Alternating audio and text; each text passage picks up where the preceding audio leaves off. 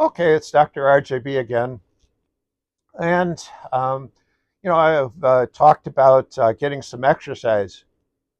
So you're doing your weight training or you're doing your running, and oops, you got an injury. When I was a runner, sometimes I would get shin splints, or sometimes I might twist my ankle. Um, the worst one was when I pulled my hamstring.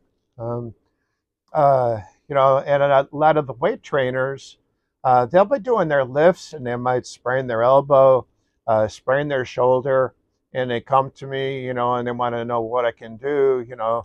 Well, this is the advice I used to give.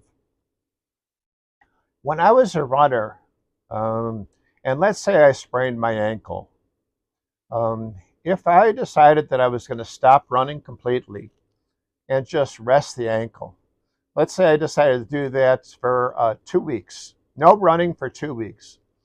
And now I went back to running again. My ankle felt the same. It was still sore. I mean, it felt better as long as I wasn't running, but as soon as I started running, it hurt again. So it's kind of like though the injury waited for me um, while I was doing nothing. What I found was that if I continued running a little bit, I could rehab the injury a lot faster. So let's just say that I, at that time, was running 10-minute miles and I was running for 3 miles a day. Well, so what I would do is I would cut my distance down to 1 mile and I would slow down, to let's maybe 12-minute miles. So that I wasn't really straining very much. And I would just kind of take it easy for a while.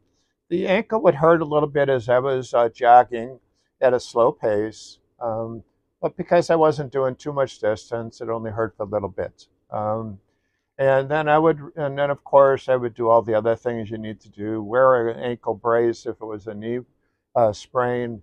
Maybe do some cold or heat therapy. Whatever. Make sure you're eating good foods, etc. Um, uh, and it was the same thing with the weight trainer.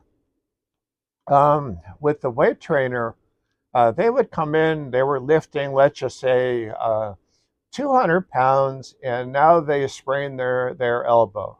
Um, I would tell them, okay, now you're not lifting 200 pounds, now you're lifting 50 pounds. So you take it down by 75%. But, before you were lifting that weight 10 times times three.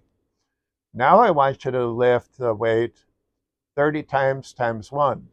Um, so I would say, basically you want to get your weight down to the point where you can lift that weight 30 to 50 times. Um, and this means that they're kind of increasing the blood flow to the area. They're increasing their mobility of the joints.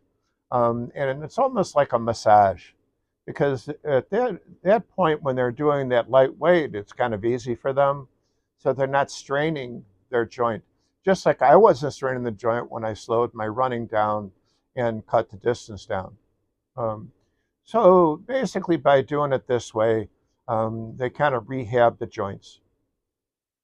Now, I can tell you that one of my weight trainers used to do this all the time. Every couple of months, he would have a month where he would do 50 rep workouts. Um, he would do a light weight and he would do the weight 50 times with each exercise. Um, he wanted to do a couple of things. One is by doing this, he started working on, the muscles to make them more pliable. He also wound up losing a little bit of weight because he was not building up the muscles at that point, and it kind of gave his joints a rest. So every third month, basically, 2 months he would work out heavy, 1 month he would work out light.